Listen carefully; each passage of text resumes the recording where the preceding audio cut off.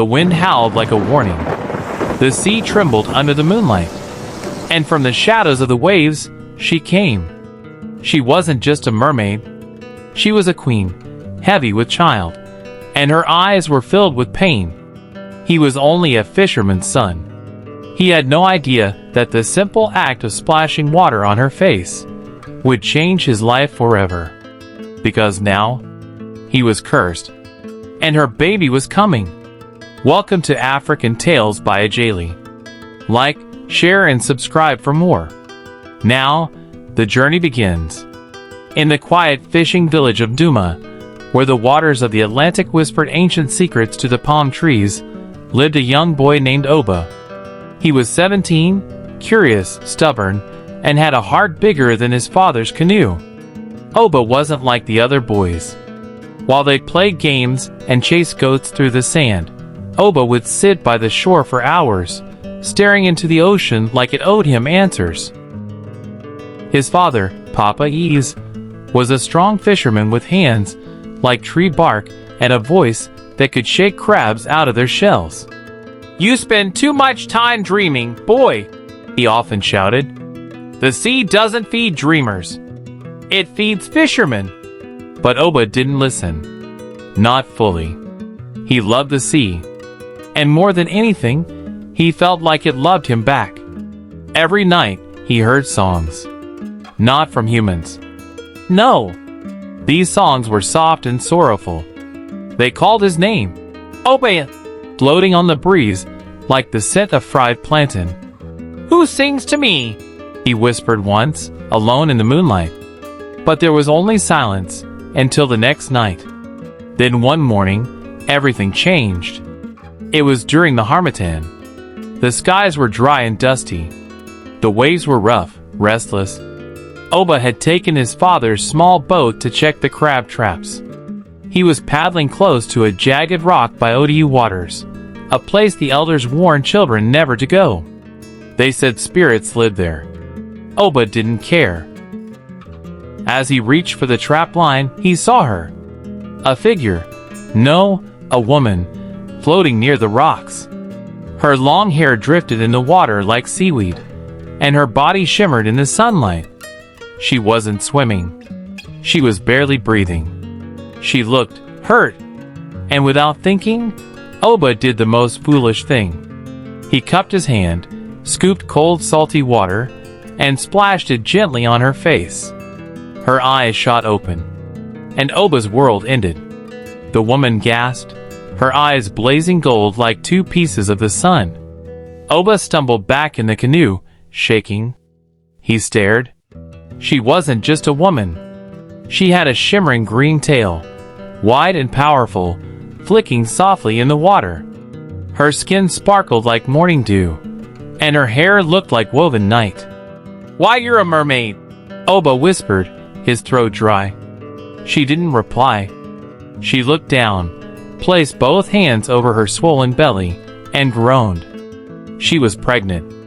Oba's heart pounded. He wanted to run.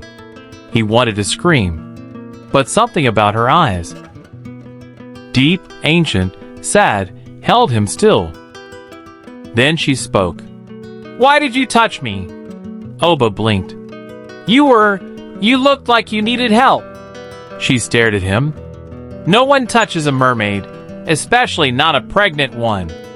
Oba's lips trembled. "I didn't mean harm." The mermaid sighed deeply. "The sea watches everything, and now it has chosen you." Oba felt a strange chill crawl up his spine. "My name is Moradian," she said. "I am queen of the Odu waters, and the child I carry is no ordinary child. He is the last of the sea kings. His father was slain by fishermen who dared to hunt us. And now I am alone." Oba's mouth hung open. "I'm sorry. I didn't know." Moradian nodded. "No, you did not. But knowledge does not undo fate." Suddenly, the sky darkened. Thunder rolled in the distance. Moradian touched her belly and winced. "He's coming too soon! What should I do?" Oba cried.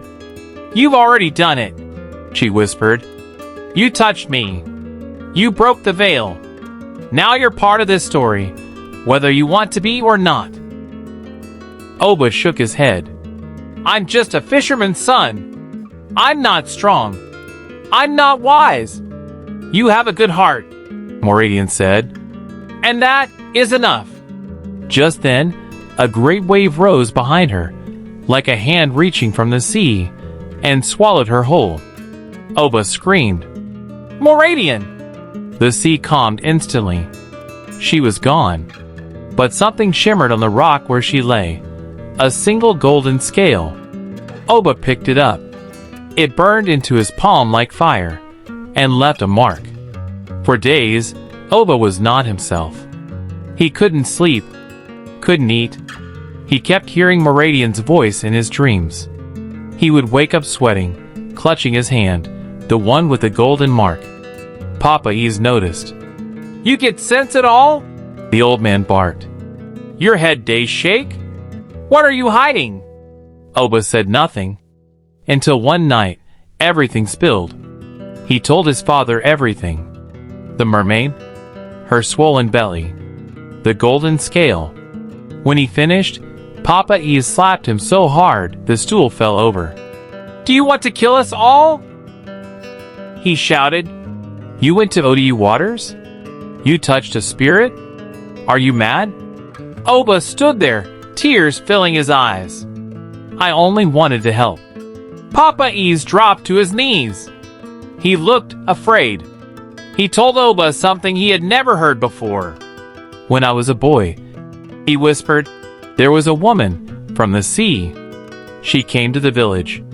Beautiful, like thunder and moonlight. A man fell in love with her, touched her, married her.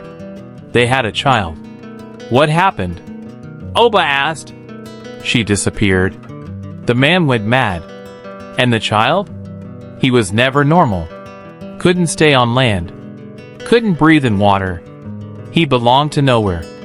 Oba shivered. You think I'm like that man? Papa Ease nodded. Worse. You didn't marry her. You interrupted her time. You broke a rule. A big one.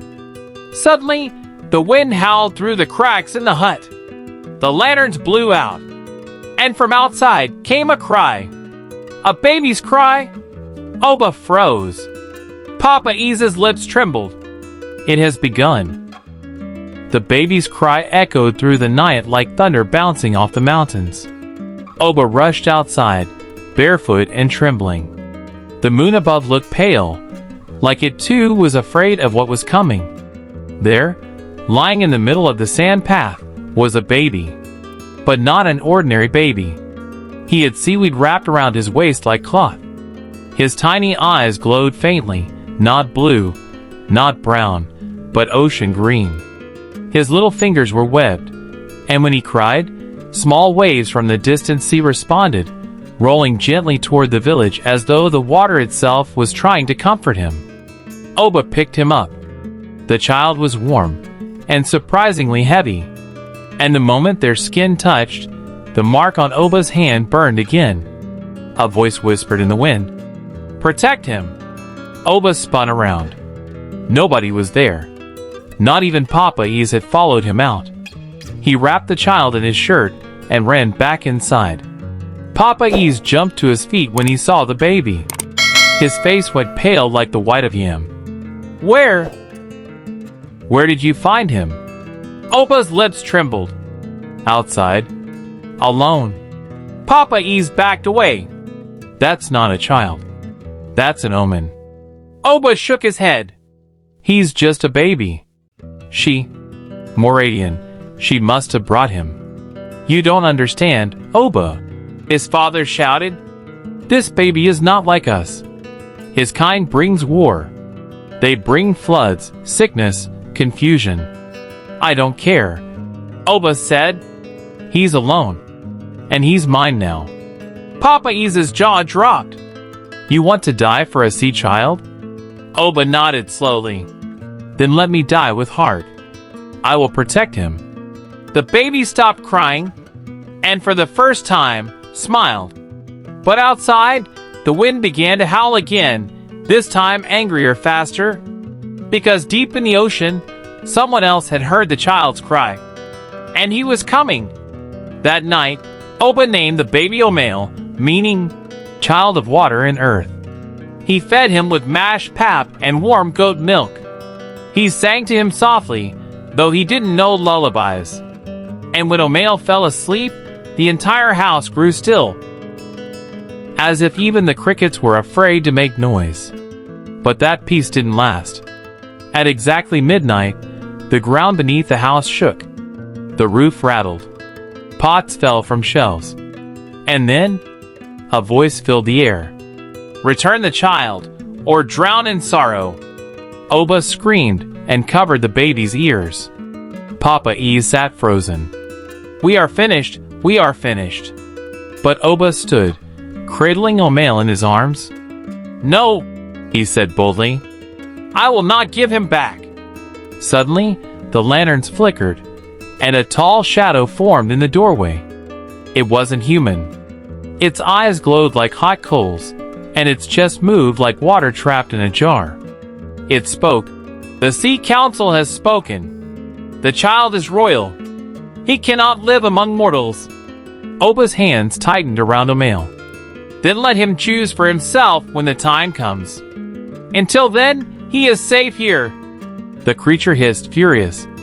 Then, it did something strange. It dropped a conch shell on the ground. "When the child turns 7, it said, blow this into the sea. He must return for the trials. If he survives, he will become the new king. If he fails, he will be lost forever." Before Oba could reply, the creature vanished into mist. Papa Ease collapsed into his chair, sweating. "You see what you've done? You brought a war of kingdoms to our doorstep." Oba sat down and kissed the baby's head. "Let them come. My heart chose this child. I will not break that bond." Outside, the waves calmed again. But the sea never forgets. 7 years passed. Oba raised Omale like a younger brother, though the boy called him Papa. They laughed, they played, they fished. Omale grew fast, too fast. He was stronger than most boys twice his age. He could hold his breath underwater for minutes. Fish gathered around him like they knew him. But strange things kept happening. Whenever Omale cried, rain would fall. When he laughed, birds came close to the windows. Sometimes, he spoke languages Oba didn't understand. One day, while cleaning the beach, Papa Ease finally spoke. "You must tell the boy the truth before the sea does." Oba nodded. He knew. That evening, he sat Omale down by the fire. "Omale, you're special. You're not just from this world. Your mother, she was a queen from the sea. And your father, a king who died before you were born." Omale's eyes widened. "Then, who are you?" "I'm your protector. Your brother. Your family. Why didn't you tell me before?" Omale asked quietly. Oba smiled sadly. "Because I was afraid you'd leave me." Omale hugged him tightly. "I'll never leave you, Papa." But far away, at the bottom of the Odu waters, an old enemy had risen. General Okuta, Moradian's cousin, had returned from exile. He hated mortals. And he hated the idea that a child of both worlds might sit on the throne. "If he returns for the trials," Okuta growled, "I will make sure he fails." He summoned his spies and his sea creatures. "Follow the boy. Find his weakness. Break him before he even gets the chance." Back in Duma, as the conch shell on Oba's shelf began to glow faintly, the countdown to Omale's destiny had begun. The night Omale turned 7, the wind refused to sleep. Palm trees bent as if bowing to something ancient. Dogs barked and whined without reason. And the sea, oh, the sea didn't wave, it watched. Oba couldn't breathe properly that night. He stared at the conch shell glowing softly on the table. He knew what he had to do. But his hands trembled. Was he ready to give Omail up? He stepped outside and found the boy standing barefoot on the sand. The moonlight kissed his shoulders. His eyes were distant. "Papa," Omail said, "I had a dream." Oba's heart sank. "What did you see?" Omail looked up. "A woman. She was sitting on a throne made of coral. She looked like me. Her belly was round. She cried and then turned into water." Oba knelt beside him. "That was your mother." Omail turned slowly. "She's dead?" Oba nodded, his eyes moist. "But her spirit lives in you." Just then, something cold slithered past their feet. A snake? No. It was a shadow, crawling like a living stain. Omail gasped. "Did you see that?" Before Oba could answer, the conch shell inside the hut blew itself. A deep sound echoed through the village, and every lamp and fire in Duma went out. In that moment, a crack opened in the sea. A portal. From it, a silver canoe, empty, drifted slowly to the shore. It had no paddle, no sail, only an inscription. "Let the child return to his blood." Oba held Omail close. "We don't have to do this. We can run. We can hide." Omail touched his arm gently.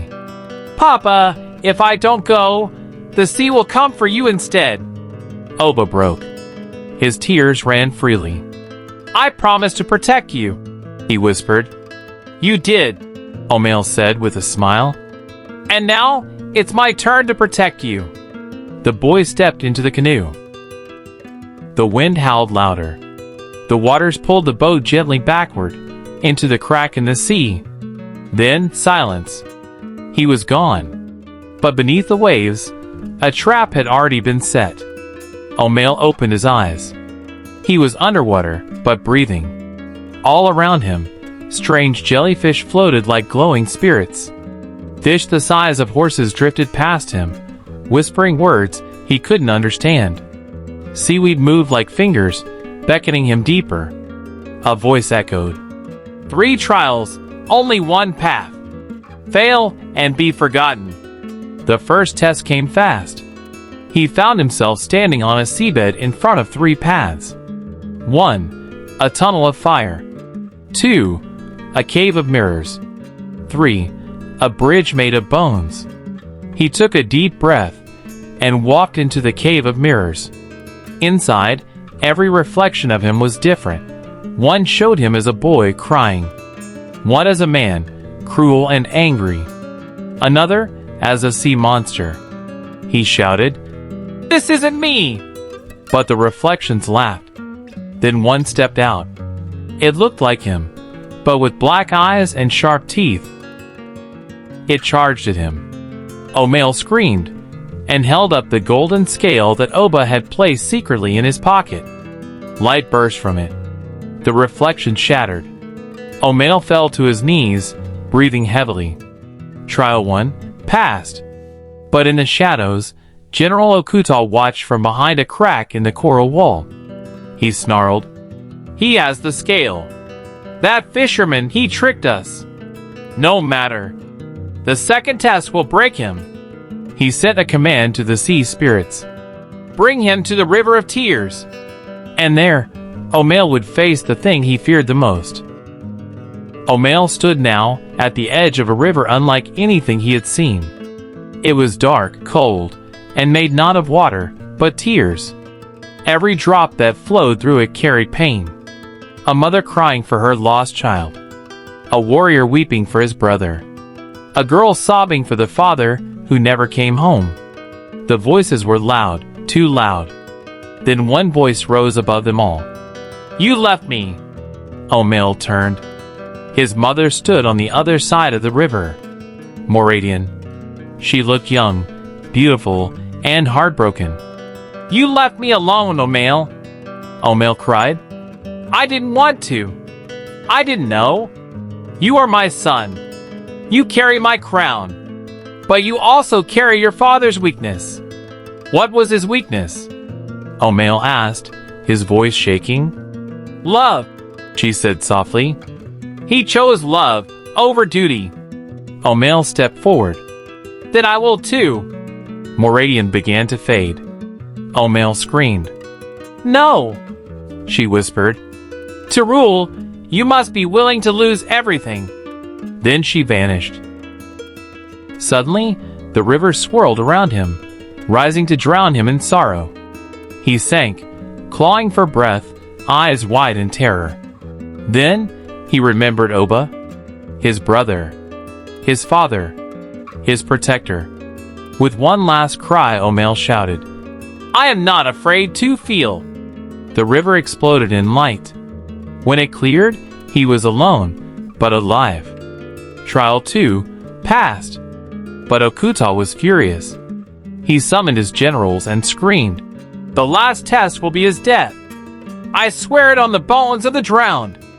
And deep in the sea prison, behind bars of shark teeth and octopus ink, a secret prisoner stirred, one the world had forgotten, one who knew the truth about Oba. Far beneath the 7 layers of the Odyssey Sea, locked in a cage of coral thorns and guarded by venomous eels, was a prisoner whose name had been erased from the sea scrolls. No one spoke of him. No one dared visit, except General Okuta. He entered the chamber with 6 guards and a frown that could cut stone. The water in the prison smelled like rotten pearls and death. The prisoner sat silently, chained from neck to toe. His hair floated like sea grass, and his back was bit with sorrow. Okuta snarled, He's passed the second trial. The prisoner lifted his eyes, tired, wise, haunted. So, the child of Moradian lives. You knew this day would come. Okuta spat. You said Oba was weak, but now the boy carries his heart. The prisoner chuckled bitterly. That's exactly what I feared. Love is a poison. Okuta knelt beside him. Give me the spell, he said. The one that breaks the bond between sea and land. I want to strip that boy of his power before the final trial. The prisoner stared straight into his eyes. On one condition, he said softly. When he falls, you let me speak to Oba. One last time. Okuta nodded. The prisoner smiled grimly. Then listen well, and pray the sea doesn't hear us. Omail awoke in a strange place. It looked like his village, but underwater. The huts floated. The trees swayed like seaweed. Voices echoed faintly. Then he saw it. A mirror, twice his height, standing alone in the middle of the watery village square, carved into the frame. To rule, you must know the truth. Omail stepped forward. At first, he saw only his own reflection. Then, the mirror shifted, and he saw something else. Oba, younger, crying, holding the hand of a woman with a big belly, Moradian. They were standing on the beach. She whispered, Please, hide me. I'm carrying a royal child. The sea wants him dead. Oba looked terrified. I don't know how to protect you. She gave him a golden scale. Then protect him. Lightning flashed. A shadow approached. Moradian screamed. Oba pushed her into the sea, then fell to his knees. The mirror flickered again. Another vision. Oba standing before the Sea Council. A voice roared, You let her die! And Oba, trembling, replied, I chose love over fear. Then the final image. Oba holding baby Omail, whispering, Your father is not who they say, but when you grow, you'll understand. Omail's hands trembled. He shouted at the mirror, Who is my father? And the mirror cracked. A deep voice whispered, You already know. The mirror shattered, and Omail gasped, because in that moment, he remembered everything. His father was Oba. The sea began to tremble. Omail was pulled upward by a force he couldn't control. He shot through glowing water, flying past coral cities and sunken ships, until he landed at the throne chamber of the Sea Council. 12 judges, half human, half fish, surrounded him. General Okuta stood proudly beside them. "He has completed the trials," Okuta announced. "But he is tainted by human lies. He is unfit to rule." The judges turned to Omail. "Speak, child of two worlds. What truth did the mirror show you?" Omail's voice was quiet. "That Oba is not just my protector. He is my father." Gasps rippled through the chamber. Okuta hissed, "A traitor. He hid a royal child. Mixed royal blood with mortal shame." Omail stepped forward. "He chose love. And I choose it too." "Then you are weak," Okuta shouted. "No," Omail said calmly. "I am stronger than all of you, because I know pain. I know fear. And I know how to rise from it." Suddenly, the walls of the throne room cracked. Chains burst from the floor. The prisoner was brought in, dragged and bound. The judges gasped again. One whispered, "Impossible, that's..." Omail's eyes widened. It was the face from his mirror. Not Oba, but another man. "Who are you?" Omail asked. The prisoner smiled. "I am your real father." Silence fell like stone. Even Okuta took a step back. Omail's heart raced. "Then who is Oba?" The prisoner looked up, his eyes full of regret. "The one who took you when I failed to protect your mother." Oba had lied, but he had also saved him. Tears spilled from Omail's eyes. He turned to the council. "Blood does not define me. Love does. And I choose to rule, not by fear, not by law, but by heart." The sea shook. The throne lit up. The conch shell shattered on land. And somewhere in the village, Oba fell to his knees, holding his chest. Because his greatest secret had been revealed. And now, his son ruled a kingdom he could never enter. The Sea Council sat in silence. Omail had been declared heir, but the throne still floated in limbo, waiting to accept him. The ocean had not yet fully bowed to his blood. Okuta knew this. He waited for the boy to leave the chamber, then turned to the council. "You sit and blink while a child of doubt dares to speak like a king." Omail passed the trials, a judge replied softly. "Because his heart is soft," Okuta growled. "And soft hearts invite ruin." He slammed his trident into the floor. Water cracked.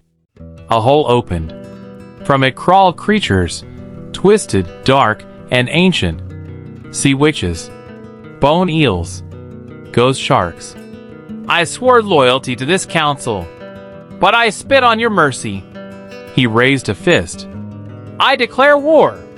The witches screamed. The sea darkened like spilled ink. He turned to his army and roared, "Let the ocean burn. Let mothers weep salt and children drink blood. I will not kneel to a bastard prince." As his army spread through the deep, Okuta whispered to the bone witch, "Find Oba. Drag his soul through every memory he's tried to forget. Let him see every face he left behind. And when he breaks, bring him to me." Oba sat quietly in his hut, staring at the last picture he had drawn of Omail as a baby. He knew the sea had taken his son. But worse, he knew that the truth had taken him too. Oba had not only hidden the child. He had killed the boy's real father, or so he thought. And now, he couldn't escape the weight of that lie. Then, the wind died. His fire died. And his breath caught in his chest. A cold whisper floated behind him. "Oba!" He turned. Nothing. Then again. "Oba!" He grabbed his machete. But the wall in front of him began to bleed seawater. A figure stepped through. Moradian. Wet. Pale. Pregnant. Oba dropped the machete. "No! You left me to drown." Oba fell to his knees. "I tried to save you." "You saved yourself," she said, voice echoing like rain in a cave. "I loved you. Oba whispered. Then why did you murder him? She asked coldly. Because he betrayed you, Oba shouted. He told Okuta where you hid. He gave you up. Her eyes turned black. No, it was you, Oba. You led them to me. Oba clutched his head. No, no, no. She pointed at his chest. Now carry what you gave me. Carry it until your heart drowns. She vanished, but her scream remained in the room. Oba looked at his hands, and they were bleeding seaweed. His punishment had begun. Back under the sea, Omail stood before the royal throne, a giant coral sculpture that only lit up when touched by true blood. He stepped forward, heart pounding. But just before he touched it, the waters began to boil. 1,000 jellyfish turned red. The sea floor split, and Okuta's army marched in. The bone which pointed. There! The boy prince! Omail turned. No! Okuta emerged from behind them, taller than ever, riding a shadow sea dragon. You think this crown will protect you? He roared. You wear a lie. A fisherman's mercy. You were born for betrayal. Omail raised the golden scale. I carry her love. Then carry her pain too. Okuta snapped. He threw a dark orb at Omail. It shattered in front of him, and suddenly, he was no longer underwater. He was back on land, in front of his father's hut. Everything was burning. He saw Oba crawling, covered in wounds, crying. He saw Moradian screaming from inside the fire. He ran to her, but the flames pulled him back. It was an illusion. Or was it a memory? A cruel spell to destroy him from inside. The bone which laughed. Every king must lose something he loves before he wears the crown. Omail shouted. I won't lose anyone. He slammed the scale into his chest. A wave of blinding light surged out, blasting the illusions, cracking the sea floor, and forcing Okuta's army back. When it cleared, Okuta was gone, but he had left a message burned into the coral. This is not over. I will bury every drop of your blood in sand. Omail sank to his knees, breathing heavily. Behind him, the throne glowed. But he didn't touch it. Not yet. His heart was breaking. He needed to see Oba. One last time. Omail climbed out of the sea, barefoot, soaking, and carrying nothing but the golden scale in his palm. He had not touched the throne. Not yet. He needed to understand. He needed the truth from the only man who had ever held him. Oba. The village was quiet, almost like it was waiting. When Omail entered the old hut, he found Oba sitting on the floor, shirtless, covered in seaweed scars, and whispering the names of the dead. Moradian, forgive me, please! Omail stood in the doorway, tears already falling. Oba looked up. At first, he thought he was seeing a ghost. Then he saw the boy's eyes, and he knew. You remember everything. Omail nodded. Oba's voice cracked. Then you know, I'm not your father. Omail stepped forward. I know you're not my blood, but you are the one who stayed. Oba couldn't breathe. I tried to save your mother, but I made it worse. I loved her, but I loved fear more. And when the sea came, I gave her up. Omail asked softly, Did you kill my real father? Oba looked away. No, I thought I did, but I didn't. Okuta locked him away. But the guilt was so heavy, I believed it myself. Omail sat beside him. Why didn't you tell me? Oba's voice was barely a whisper.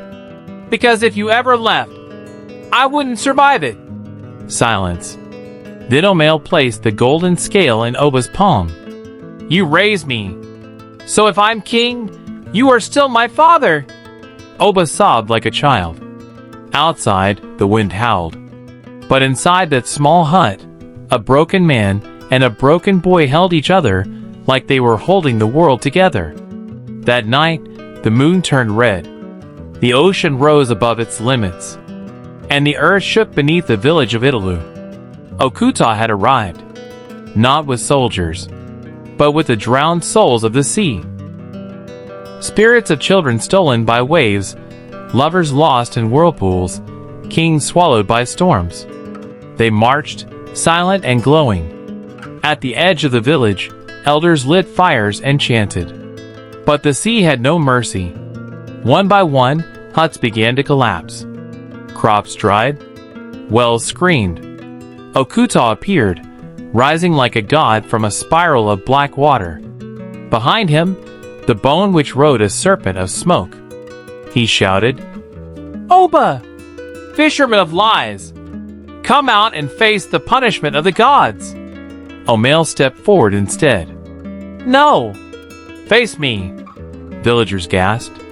He was dressed in nothing but sea cloth, with salt water dripping from his skin like tears. Okuta growled, "You are still a boy, a child of guilt, a puppet." Omail raised his voice. "I am the voice of my mother. I am the scale of justice. I am not your puppet. I am your punishment." Okuta laughed. "Then die like your mother." He threw a spear. Oba leapt in front of Omail. The spear pierced through him. Omail screamed. Oba collapsed in his arms. With his dying breath, he whispered, "Rule with heart, not vengeance."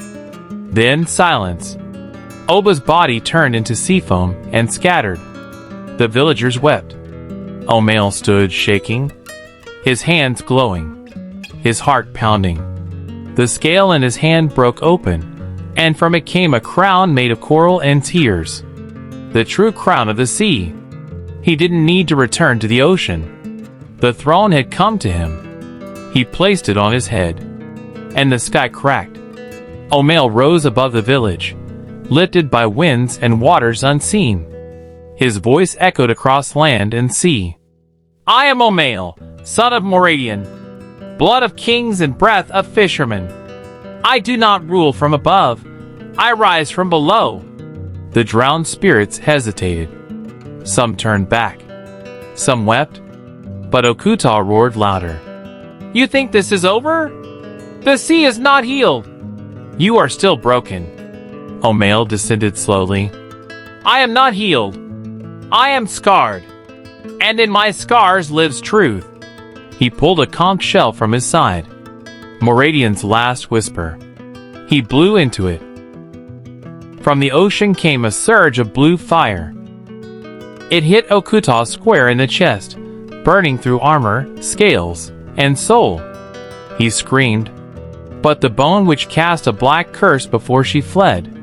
"You may win this battle, boy king, but you will never sleep peacefully again. The sea always remembers." She vanished. Okuta fell to the ground, dying, bleeding black. Omail walked up to him. "I'm not like you," he said softly. "I forgive you." Okuta spat blood. "Then you are weak." "No," Omail replied. "I am free." Okuta died with hate in his heart. And Omail, with tears in his eyes, turned to the people. Both land and sea spirits bowed. A new age had begun. But deep beneath the sea, something ancient stirred. Something that had watched all of this from the beginning. And it was not pleased. The war was over. The sea was calm.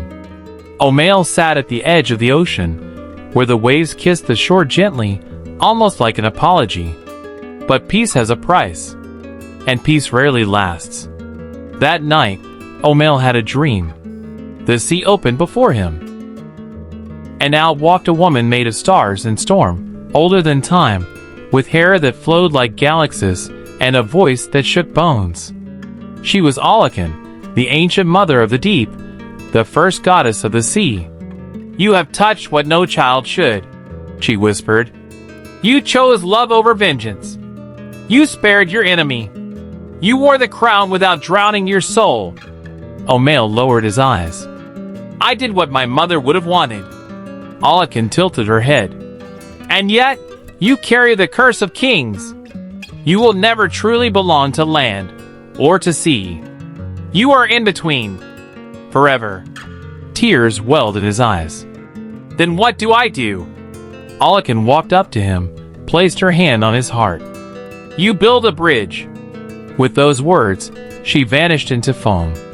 When Omail woke up, he knew what to do. Omail stood on a cliff overlooking the ocean. Villagers and sea people gathered on both sides. For the first time, they stood together, not as enemies, but as kin. He raised the golden crown high. Today, I return the throne, not to one world, but to both. He dropped the crown into the sea. It glowed, then broke into hundreds of pieces, each one becoming a small wave that reached every shore in the world. From that moment, no child was ever drowned unjustly again. The sea became gentle during childbirth, and every fisherman who respected the water returned home safe. Omail left the village. He became a myth. Some say he walked the shores at night, whispering to waves. Some say he became part of the sea. But one thing is true. He gave both worlds something greater than power. He gave them understanding. Sometimes, the ones who raise you are more powerful than the ones who birth you. Truth is painful, but it must be faced if peace is to be born. Love is not weakness. It is the sharpest weapon against hatred. The bridge between two worlds can only be built by those who have suffered in both. And so the waves return to rest, but the tale remains eternal. This was African Tales by Ijele, where every story opens a door to magic, mystery, and meaning. If this tale gripped your heart, subscribe now. Don't forget to like, comment, and share with someone who needs to hear the voice of the ancestors. More soul-shaking stories await you. Till the next tale, may your footsteps echo with wisdom, and your dreams swim deep. See you in my next video.